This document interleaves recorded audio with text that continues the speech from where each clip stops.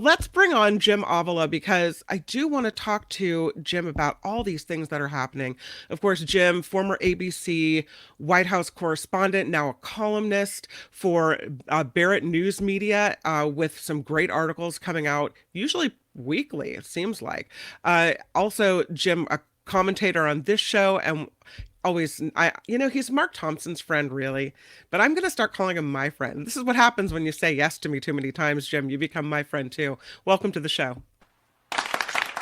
Good morning, Kim and Robert. Hi. How are you? Robert. Who the hell is Robert and where did that come from? Yes, They're Robert. calling me Joe Joe, pretty soon. don't tempt me. My brain is somewhere else. So we have a new senator, or we will have a new senator from the state of California, and no one expected this one.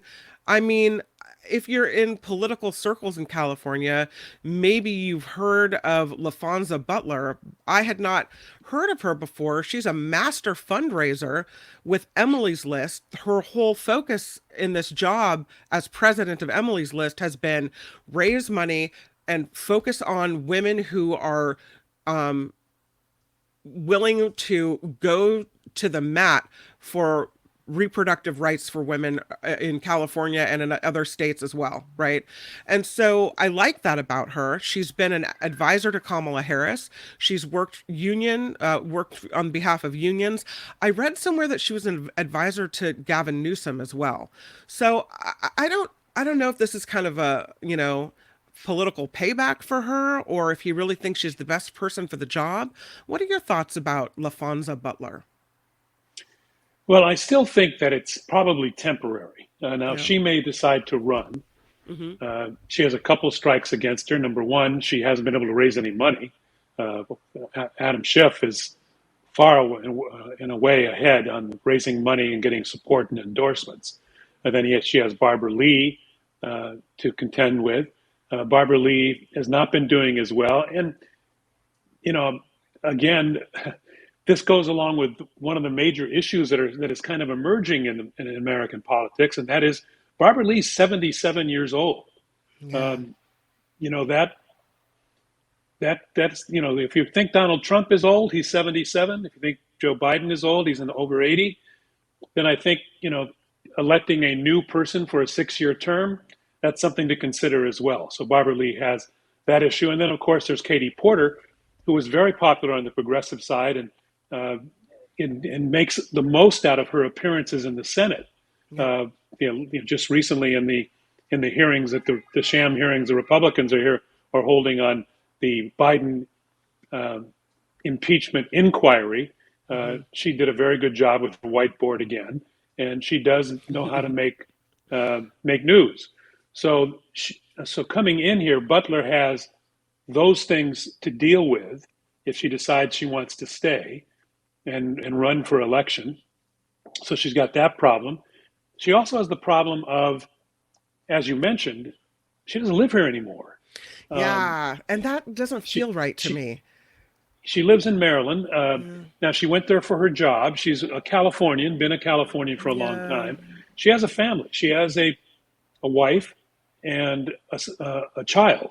Hmm. So they're going to have to uproot and move to California. Although something most people don't realize, and for many years I didn't realize, is that most Congress people and senators move from their districts and live in Washington, D.C. most of the time. Yeah. And they may have either an apartment or maybe a house they used to have back in their home state, or they live with relatives in their home state. So it's not that unusual, but she'll have to answer those type of questions. Not that Hmm. it's really something that's going to knock her out of the race, but it is a small issue that she's not living Yeah. here in California anymore. She'd have to move back, and she has those opponents. So my thought is that it's while Newsom did not say that she can't run or that they have an agreement that she won't run, it's difficult for her to run this late in the game. And while she might try, I think that the odds are against her. All the lanes are filled. What I thought was interesting is that he said he would appoint a caretaker. And when he said that, I thought that meant that whoever he put into this office, because obviously we have to have someone, the majority is slim, votes are hanging in the balance, we need someone in there quickly, right? But I thought it would be more of a, you agree not to run again. These are the people already running. You're just in here for the, however many months is left, and you're not going to run again. But he did not put those strings on her appointment. He's leaving it open and leaving it up to her. And that's something that I didn't think we would see. Yeah, I think that came about because when Gavin Newsom announced that he would appoint a caretaker and that it would be an African American woman, um, many progressives from the African American wing of the Democratic Party objected. And they Mm-hmm. said, that's not fair. You can't limit this person who you're going to appoint. And so I think Gavin Newsom backed off because of that. And now it is just circumstances that will probably make it difficult because he didn't appoint. I think what some of the Democrats from the African American wing of the party were hoping is that he would appoint Barbara Lee and that she would gain momentum and gain support because she's already in the office and then win. But now that he hasn't appointed Barbara Lee and Barbara Lee remains in the race, Mm-hmm. then it makes it more difficult for this new person, Butler, to come in and and step on her and get support from the African American base. So I really think circumstances, rather than Newsom himself, are going to rule Yeah. out this Butler remaining in the race. On the other hand, when you look at who she is and what she's capable of doing as far as fundraising, right? She already knows all the people to go to for money. She's already has a lot of political contacts. And now she will have served and we will all have publicly seen who she is, right? And how she's going to vote for us and what she does. So now she's the incumbent. So if you Yeah, combine her she's not out of fundraising it. prowess with the incumbency, I think she's got a leg up on everybody. Well, I think Adam Schiff has the leg up, but Yeah. um, he's the leader in the polls and leader in fundraising and in endorsements. Does she have a shot? Sure. Or Yeah. all the reasons you just mentioned. So she's Kamala Harris. She used to work for Kamala Harris. She was very tight with her. She has raised money for lots of Democratic politicians in the state. So Yeah. I'm sure she can call on them for help and assistance. Uh, but I would gather now, she's got a little time, Yeah. but my guess is if you went out with your handy microphone to the corner in Petaluma there Hmm. and asked anybody who LaFonza Butler is, they They'd don't be know like, who she who? is. Yeah. Yeah, Hmm. there's she has no name recognition in the state. She's True. known among politicians, but not otherwise. Yeah. And I'm not all in for Adam Schiff yet. I think it's too early to be that way. Right. But Schiff has a high profile uh, and has taken on Trump in such a way that in California he's very popular for that. Hmm. Barbara Lee has her constituency, and Katie Porter has her constituency. So I think they are already, they're not household names necessarily. Right. Schiff maybe, but Lee and Porter are not exactly household names, but they're known, and I think that's tough to overcome in such a short period of time. She will become currently the only black woman in the Senate. I And a mean, black lesbian to and boot. a black lesbian. So yeah, I mean, talk about, and that's one of the things Governor Newsom said when he made his statement is that she's someone kind of fashioning after Dianne Feinstein who continues to smash glass ceilings. So as a woman, I mean, I can't argue with that. First of all, only one black woman in the Senate? That's it? Wow. Yeah. Okay. I'm great. Then I'm glad we have one. Good. Yeah, I mean, I think demographics and the reason why, of course, that Newsom committed to doing Hmm. this is because he appointed a Hispanic to the other Senate race, Right. Alex Padilla. So when he did that, there was some uproar among African Americans, and he at that point said, "Don't worry." I don't think he said she's going to die anytime soon, Hmm. but he said if the next appointment, and everybody knew what he was talking about, would be an African American, and that's an African American woman. uh, and that's what he did. So Yeah. I think this woman Butler checks all the boxes. Yeah. She will likely be a very strong Democrat and vote along Democratic Party lines. Um, she's a very strong advocate for the Democrats' still best issue, which is women's rights That's right. and abortion. So, having been in Emily's list, that's what she did, was she found candidates and funded candidates who would support Roe versus Wade. So that's going to be very helpful in the Senate, in the Senate itself. And as you say, she's not out of it. It could help her Yeah. uh, in any kind of primary that happens. But there's already three in, and the fourth is going to be even more difficult. It'll be interesting to get to know her and find out more about her and see what she does. It's all so new. So, but this is a huge role, a huge job. And if it works out for her, it could be a lifetime role. So, I mean, it was for Dianne Feinstein. So I don't know. Yeah, and she has the pedigree. I mean, she has the labor pedigree, as you mentioned. She Hmm. used to be head of the union that represents nursing home workers across the state. Yeah. That's a huge union. I think it's the biggest union in the state. So she, certainly has that. She has the political acumen and the fundraising acumen, as you point out, um, and she has that constituency. Although she now has to split it with an already very popular Barbara Lee. Yeah. Um, let's move to a different topic because there's a huge back and forth fight going on between House Speaker Kevin McCarthy and Matt Gaetz, right? Where we've seen it in the recent days play out with them sniping at each other from various, news shows. But it may well be that Kevin McCarthy loses his House speakership. What, less than how many months he's held on to it so far, but less than a year in, he could get, ousted. And I don't know particularly the rules of how this all works, but I guess they're trying to change some rules to let him be able to stay. I don't know. What do you think's going to happen with all this? Well, if you remember when it took 15 votes to get Kevin McCarthy elected, he conceded many things. And one of the things he conceded is that it only takes one person to stand up in the Congress, in the House, and say, uh, present what's called a motion to vacate, which means to vacate his seat, to fire him. Yep. And then they have to have a vote again to find a new speaker. And, we go through that same process we did. So those are the rules that were changed. Now, his supporters may try to change those rules back. The big thing they're doing, though, and what is being threatened here, is the ethics investigation that is still open on Matt Gaetz, and that Kevin McCarthy was kind of not backing, was holding it back, in fact, so that he would continue to have his Republican majority in the House.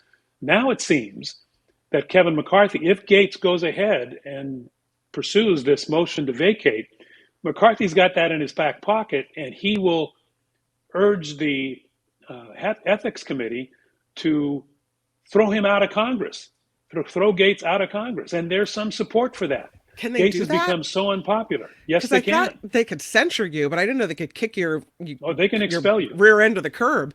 Really? Yeah, they can expel Wow. you, and that is that's what's being considered. So it really is a knockdown drag out about who's gonna win this thing. I mean, I'm And not there's sad if I some see Gates get expelled from Congress. I'm not crying over that at all.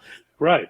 He of course was charged with having sex with underage girls, Right. and the reason why he was not charged federally by the U.S. attorney was because the women uh, backed out.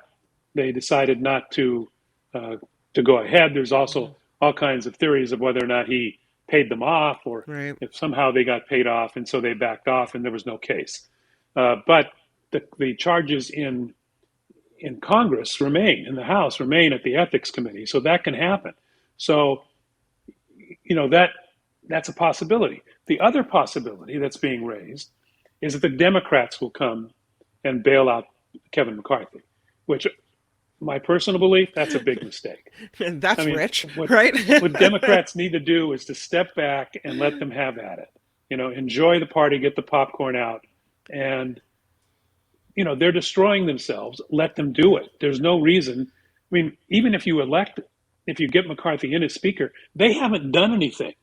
It's not like you're stopping progress Yeah. in the House if there's no Speaker of the House for a little bit, because the Republicans haven't passed any bills since they've been there. All they've done is set up these committees and these bogus hearings that get exposed every time they go on the air. And it's not going to hurt anybody to have Kevin McCarthy in a battle for months to come. And I've heard this is what I've heard Republicans are saying, that if McCarthy is having to go to Democrats for support, that he then becomes an ineffective Speaker of the House, ineffective Republican leader, and that immediately, the minute he seeks support from Democrats, means he's got to go. Yeah, I mean, if he gets in because of Democratic votes, then how do you lead the Republican caucus? Right. How do you pursue their agenda without Democratic support?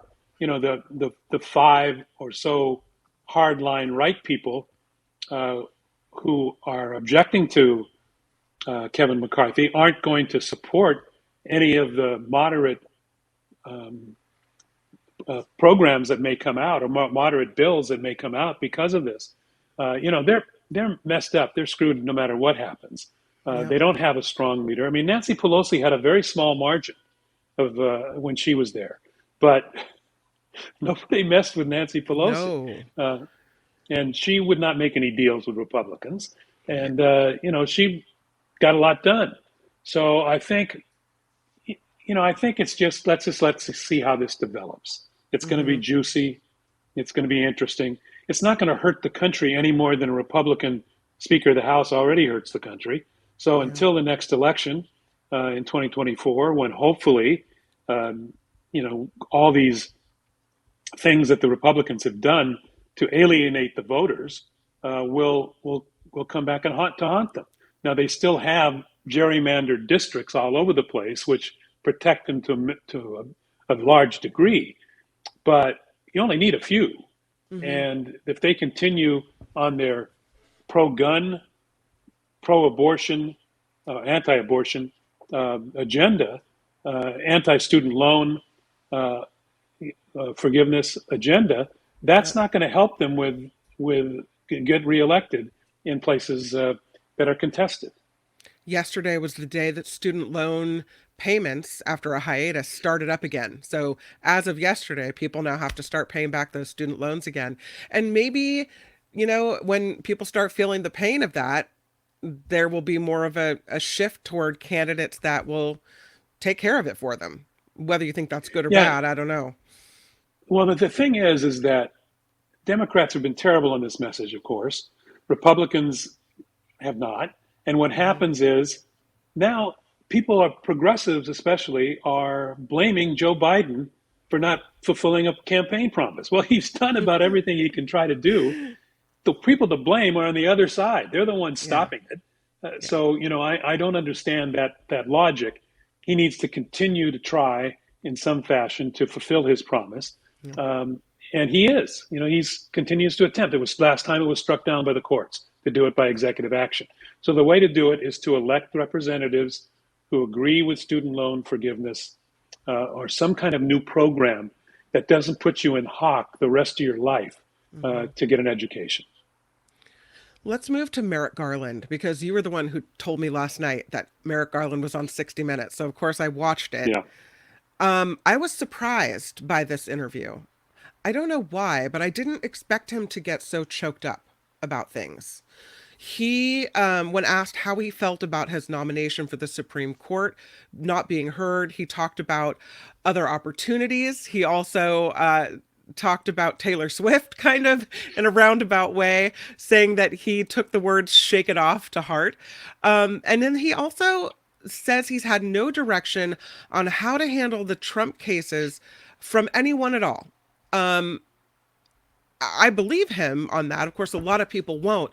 But then he was asked, about why he got into the law, why he chose law as a profession, and about why democracy is important to him. And he got choked up. I don't know, Albert, do we have some video, some very quick video that we can play of him getting choked up? Because I think it's not that he's in tears. It's not that he's, sobbing and crying and it's this big thing. But he does, you can see, get emotional and his voice changes. And I thought, I don't know what I expected of him or if I just don't know him that well, but it surprised me. I think some people will see that as a sign of weakness for our top law enforcement official in the country. And I think other people might see it as passion, that he's passionate for what he does and there's a reason behind it. What were your thoughts when you saw him get choked up, Jim? Well, as someone who's gotten choked up on this very program, it didn't bother me. Right. He was choked up, of course. What got him uh, made it difficult for him to speak for a Yeah. moment Hmm. was his recalling the fact that some of his family, two members of his family, Right. were killed in concentration camps in Germany, Hmm. and he said that what happened in Germany with fascists uh, and the inability to speak your mind in Germany is what led him to the law and led him to the protections of the United States and to appreciate what his role is as Attorney General. Yeah. Um, and then he spoke about that, and that's what choked him up. Um, you know, the people who believe that Trump is strong because he's an idiot Right. um, aren't going to like that Merrick Garland choked up. So what? They didn't like him anyway. Right. I think a majority of the public sees that for what it is. Human beings have human emotions, Right. and those type of things. When we talk about the Holocaust, and and it affects you personally. Right. Uh, if you criticize someone for being choked up about that, you have no heart, Right. and there's no reason to even consider your opinion, in my opinion. He also, at the end of the program, was choked up about democracy. And instead of seeing that as a weakness for me, I was moved by it. I thought, this is a person with purpose. This is the person who is in that job for the right reason, right? More than ego, more than wanting to make a name for himself, but who's in the job to actually protect what he sees as the best things about America. And for me, I thought, I'm thankful that we have someone who sees it. What I saw on January 6th during the riots at the Capitol or the insurrection or whatever you want to call it was something I never thought I would see. I was moved to tears that day, emotional because this is my country. This is not what's supposed to happen here. I and to have someone in a position to protect the Constitution and to protect American ideals in that spot, to me, I it made me feel better. So when he got choked up about it, I knew he was the real deal. That's how it felt to me. Yeah, I mean, I think he's genuine, and I think Yeah. that's was easy to see. He was also strong on democracy. He said that he was proud of the fact that the Justice Department went after the more than 200 people who have been charged and Hmm. convicted, and that there are more to come. That he's not done. Yeah. No. So and that he was very. What I liked is that he laid out the special counsel role and the Yeah. fact that he not only has Joe Biden not talked to him about it, but that nobody else is talking about it, and Jack Smith is not consulted with him Yeah. about it, and the Delaware U.S. attorney is not consulted with him about the Hunter Biden issues. So he's letting those two things go. They'll come back, and what people forget, what he reminded people of, and what sometimes people forget, is if there are no charges, or even if there are charges, the special counsels will justify their actions in a written report. And then Right. normally, and he said he expects this to happen, then they will go before Congress and testify Hmm. about why this happened or didn't happen, which which to me will be very helpful in explaining what has happened uh, in our justice system. And Yeah. he is, in my opinion, I do believe he made a mistake. I think he waited too long to do some of these things. But Now that he's doing them, I think he's doing it right.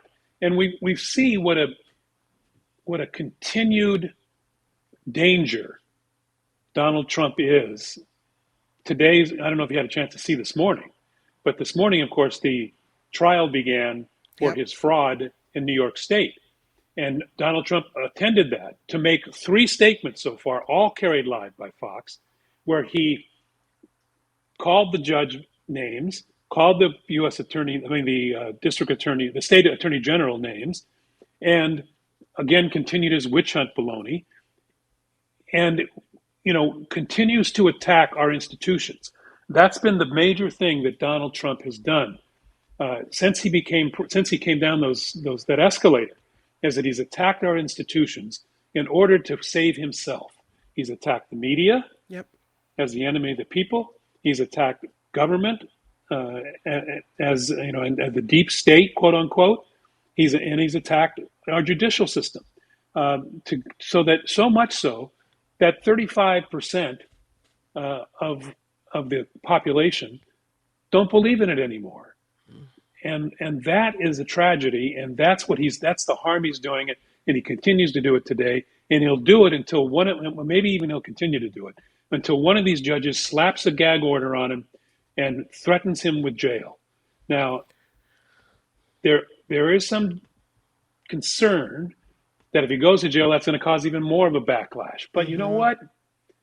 There are fewer and fewer. There were no protesters today out in New York. None. I think that people have learned a bit of their lesson about what's going to happen to them if they take the law into their own hands. Yeah. And so I would threaten him. I'm hoping that this judge, the federal judge, who has a motion before her to gag Trump, will actually do something. We wait to hear about that, I think, this week. Well, how much, I don't know how much they're supposed to tolerate. When you have him name calling and you have him constantly doing these things that seem like they're undermining the whole process, how much do you tolerate from someone before you finally say, you know what, we have given you so much leeway here that finally... Well, the final... Yeah. I'm sorry. No, go ahead. The final straw should have been and should be when he went after the Joint Chiefs of Staff. Yeah. And Chief of Staff, and he, called and said he deserved to be killed. Right. Well, that Outrageous. guy is a witness in his case. Is on the witness list. So what else do you need, Your Honor? He threatened a witness. Right. That it's time. It's time to have a gag order, and if he does it again, it's time to put him in jail. Maybe it's time to put him in jail already. It's interesting to me, and I think we've talked about this before, but I just have another example I want to show you. How people question the mental acuity of President Biden because of his age, right? And yet you have this former president who comes out and says the craziest stuff. And I wanted to show you, he had a campaign stop in Iowa where he all of a sudden goes off on this really bizarre tangent. Take a listen to this. But if I'm sitting down and that boat's going down and I'm on top of a battery, it starts flooding in. I'm getting concerned. But then I look 10 yards to my left and there's a shark over there. So I have a choice of electrocution or shark. You know what I'm going to take? Electrocution. I will take electrocution every single time. Do we agree? I will take electrocution. What? Okay. He's slurring his words. On the fourth time, he actually pronounced electrocution correctly. I can't even. And what's the whole point of that? What is he looking forward to a treason sentence? Is that what it is? I'd rather be electrocuted than bitten by a shark. What is that? Talk about mental acuity and like the inability to stay focused on task. All these things should be, I guess, listen, if you're not upset enough about his treatment of women, January 6th, his treatment of democracy and the Constitution, that's not going to do anything for you. But it's just, he comes out with these things over and over again. And I don't know why anyone isn't questioning whether he's right in the head. Well, I think a lot of people are questioning whether he's right in the head, but I don't know why his Republican base is not. And thank you, by the way, for previewing and promoting what I'm writing about for tomorrow, which will be okay. on the website tomorrow. I'm writing about today that'll appear tomorrow about the uneven coverage of Joe Biden slipping up once in a while, maybe Right. tripping over a sandbag, Yeah. but not saying anything totally crazy. And there's no coverage on the mainstream media or the New Right. York Times, Washington Post, any of the networks of statements like that by Donald Trump. Right. They did cover a bit the threats against the Joint Chief of Staff, but the rest of his nonsense that he's been talking about, which is it's off the hook, it's unhinged. There's no mention of that anywhere, and yet they go after Biden for the smallest of things. But it's Look, not looked I'm at on with record. it's not looked at with Trump. I'll just say this as a mental problem or mental health issue or senility or an old age, brain fart moment, whatever you want to call it. It's not looked at. It's looked at as, oh, that's just his personality. Oh, that's just who he is. That's, he'll say these outrageous things. But is it that, or is it that he's really losing it? And that's what I don't think we talk about enough. Well, I think the problem is Joe Biden starts at a base where he's sane, right? And Yeah. then he makes a mistake or two, and we see some of his age come in because of that.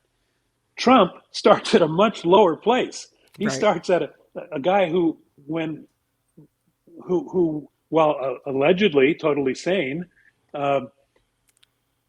convicted the Central Park Five, took out huge advertisements before the trial, and wanted them executed.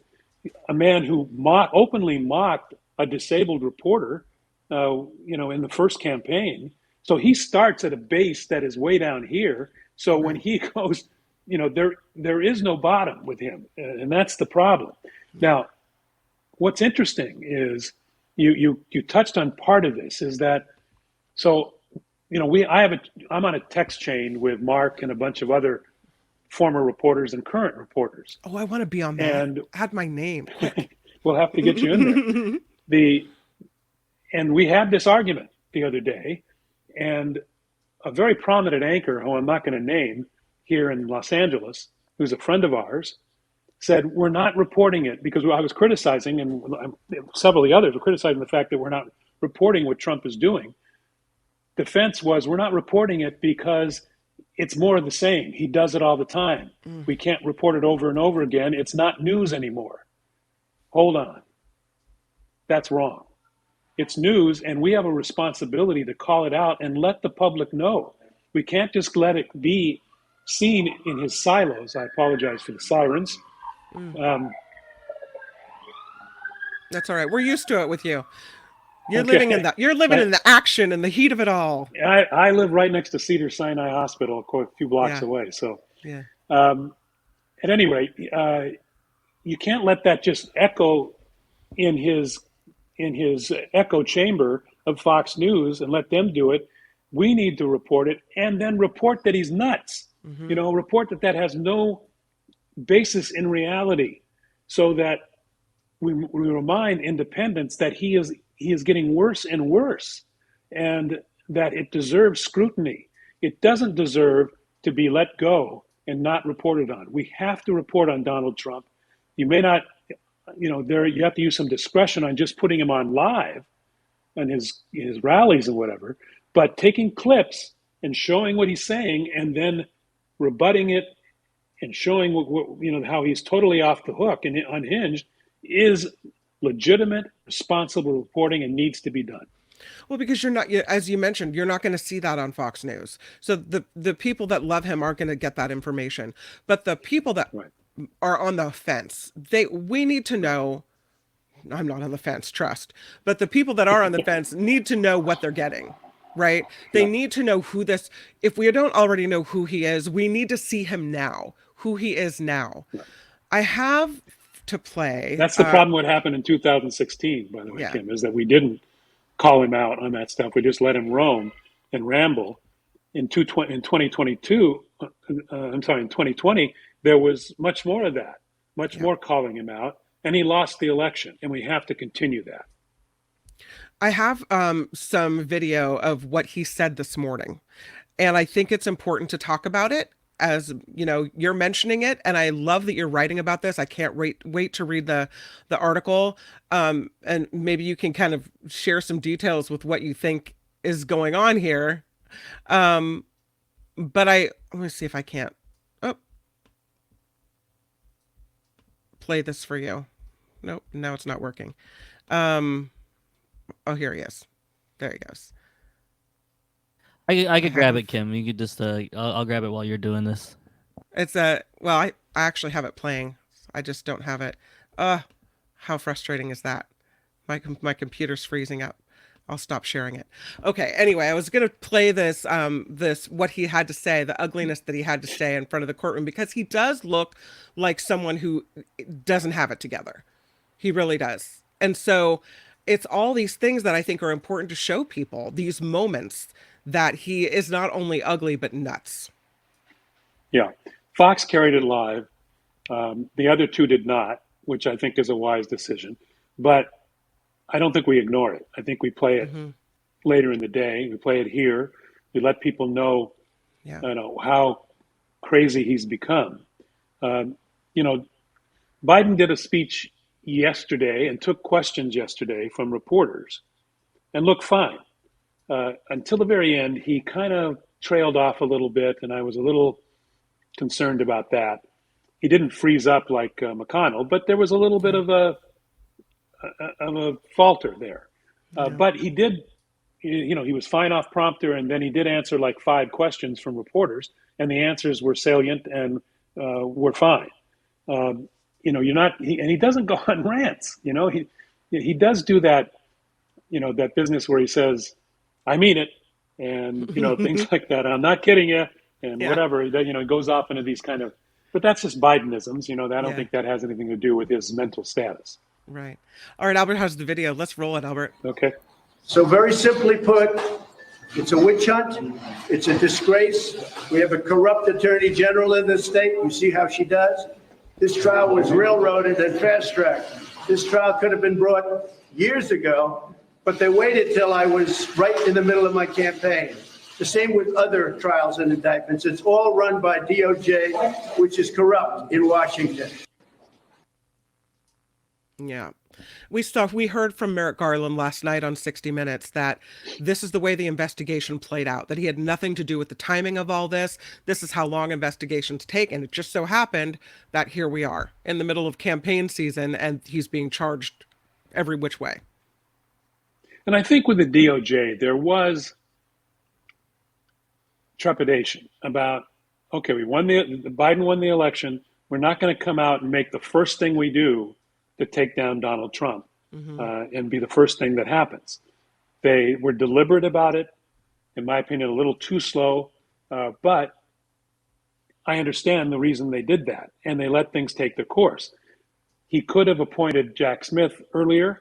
He didn't do that because he only did it when Donald Trump became a candidate for president. And he decided that, okay, now he's running against the person who is supposedly my boss, Joe Biden. So I don't want to be involved in that. In the middle of that, I'm going to appoint a special counsel. That was the reason for the appointment of the special counsel. And that made some sense. And the special counsel didn't have to start all over again. And he used what had already been gathered by the other U.S. attorneys. But I do believe that they could have started a little earlier. But I don't believe there's been any rush to judgment for Donald Trump. No. You mentioned earlier that he is in New York because he's facing this kind of penalty phase in the, how much the damages phase of this fraud trial. But something else happened this morning, and it's a disappointment for me because I was kind of thinking, why do we have this provision of the Constitution unless it's meant to be used, right? But the Supreme Court is back in session, and today they've decided they will not hear a challenge to former President Trump's 2024 eligibility to appear on the ballot.